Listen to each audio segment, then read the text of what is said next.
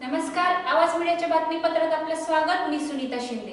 जे पाहिले तेच दाखवणाऱ्या प्रखर ध्येयाने चालू घडामोडींचा आढावा घेण्यासाठी पाहूयात आजच्या हेडलाईन्स. छत्रपती शिवाजी महाराजांचा इतिहास संपता कामा नये, यासाठी सर्व हिंदुत्ववादी संघटना एकत्र येणार. 2 ऑगस्ट रोजी सांगली येथील विश्रामगृहात हिंदुत्ववादी संघटना एकत्र आल्या होत्या. यावेळी विशाळगडावरील अतिक्रमण हटवा मोहीम राबवणे असल्याचे, सर्व हिंदुत्ववादी संघटना आक्रमक होणार असल्याचे हिंदू एकतेचे विनायक पावसकर यांच्या नेतृत्वाखाली समिती स्थापन करण्याचे ठरवले आहे. यामध्ये भाजपचे माजी आमदार नितीन शिंदे, दत्ता भोकरे, विजय कडणे, अविनाश मोहिते, अरुण मोडक, अमित सूर्यवंशी, हरी पाठणकर व सर्व संघटनेचे पदाधिकारी उपस्थित होते. दरम्यान माजी आमदार नितीन शिंदे यांनी प्रतापगडावरील अफजल खान दर्गा व तेथील अतिक्रमण कसे झाले याची सविस्तर माहिती दिली. यावेळी यासाठी महाराष्ट्रातील बऱ्याच किल्ल्यांवर अतिक्रमण करून महाराजांचा इतिहास संपवण्याचे काम करत आहेत, ते थांबवणे व प्रशासनाला जाग आणणार असल्याचे ते बोलत होते. यावेळी सर्वांनी आता तरी हिंदू एक व्हा अशी घोषणा केली. यावेळी हिंदू एकता, शिवसेना, शिवप्रतिष्ठान, बजरंग दल, हिंदू जनजागृतीचे पदाधिकारी, कार्यकर्ते उपस्थित होते. सांगली, कोल्हापूर, सातारा येथून कार्यकर्ते या बैठकीत उपस्थित होते.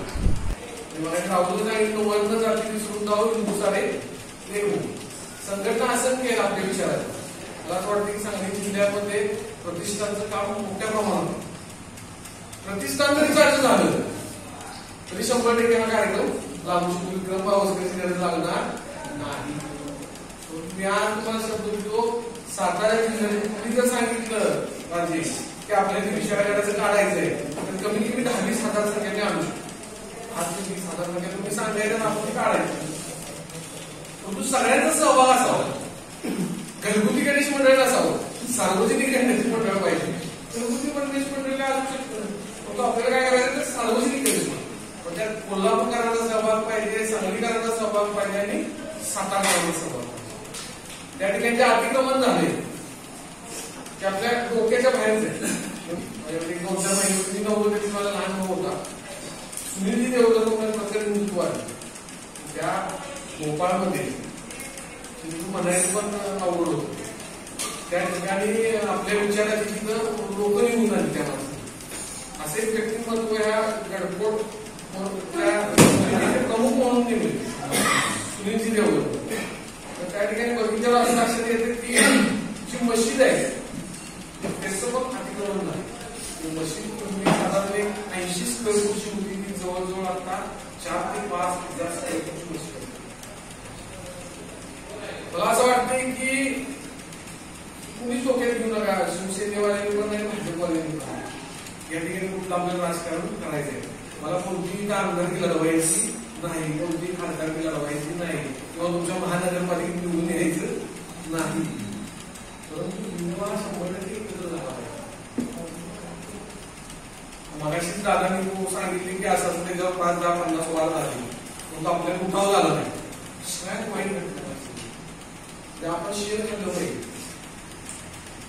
सांगलीमध्ये लागलेली 20-25% असतील, 75% आपला समाज आहे. सगळ्यात चांगलं काम हिंदुत्वाचं सांगली जिल्ह्यात आहे. बरोबर आहे, तिथं मान्य केलं पाहिजे आपल्याला. सातारा जिल्ह्यात तुम्ही मला तिथं बसून तुम्हाला वाटत राष्ट्रवादीचं पाणी उदाहरण पक्षी म्हणलं तर म्हणजे थोडं वेगळे विचारायचं, मला काय हरकत नाही. परंतु विषयाला हात घालावा आणि तो हात घालत असताना त्या विषयाचा शेवट करतपर्यंत थांबवण्यात आला. त्यामुळे अनेक विषयाला ऑटोमॅटिक हात घातला जातो. ज्या वेळेला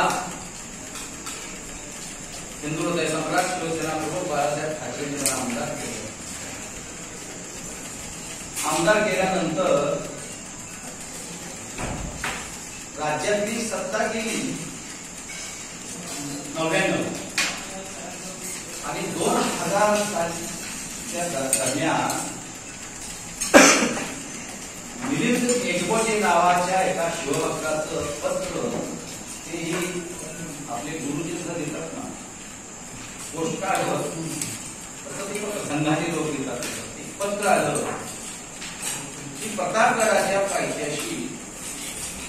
अफजल खानाचं आणि सय्यद बंडाचं जे थडगे आहे त्या थडग्याचं त्या ठिकाणी उदात्तीकरण झालेलं आहे.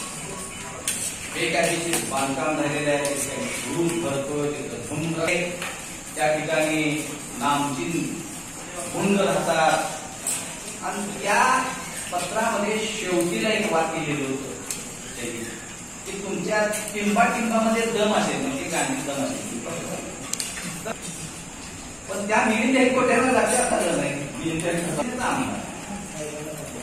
आणि शिवाजी महाराजांचं शिवप्रताप त्या ठिकाणी घुसला जातो आणि तिथं आपल्या शिवाजी महाराजांच्या शत्रूचं उदात्तीकरण केलं जातं. तर हा प्रश्न आपण सभागृहात मांडायचा. 2001 ला त्यावेळेला भारतीय जनता पार्टीचे नेते नासिक फरांदे सभापती त्यांच्या टीव्हीमध्ये जाऊन मी सांगितलं की असं पत्र आलेलं माझ्यात म्हटलं शिवभक्त जागा झाला आहे. मी म्हटलं हा प्रश्न सभागृहात मांडणार काय वाटतं, तर म्हणजे तुम्ही तो विशेष उल्लेखद्वारे हा आणि ही सदरची बाब सभागृहाच्या निदर्शनास आणून द्या. आणि त्या पावसाळी अधिवेशनामध्ये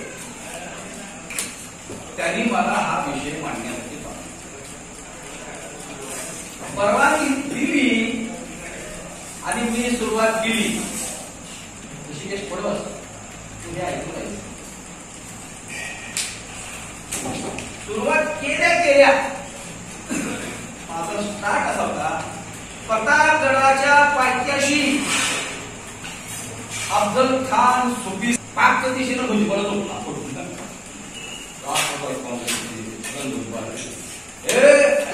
काय दंगल लढवायचं का तुला,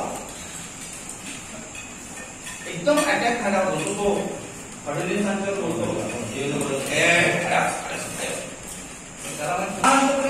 थोडा वेळ जरा गडबड लोकांनी सभागृहात कसा गेला आणि भुजबळ खात होते. एकदम सभागृह सगळं फक्त झालं. खाली बस म्हणजे काय, खाली बस म्हणणारा खाली बस म्हणू शकतात हिंदू हृदय सम्राट बाळासाहेब ठाकरे तर सानिध्य काय तू खाली बस म्हणतो, तू खाली बस म्हणजे काय, म्हणजे तुम्हाला म्हणायचं की अफजल खान त्या प्रतापगडाच्या पायथ्याशी जो थडका आहे त्याच्या विरोधामध्ये जर मी बोललो आणि हा विषय सभागृहात मांडला गेला तर महाराष्ट्रात संघ होणार.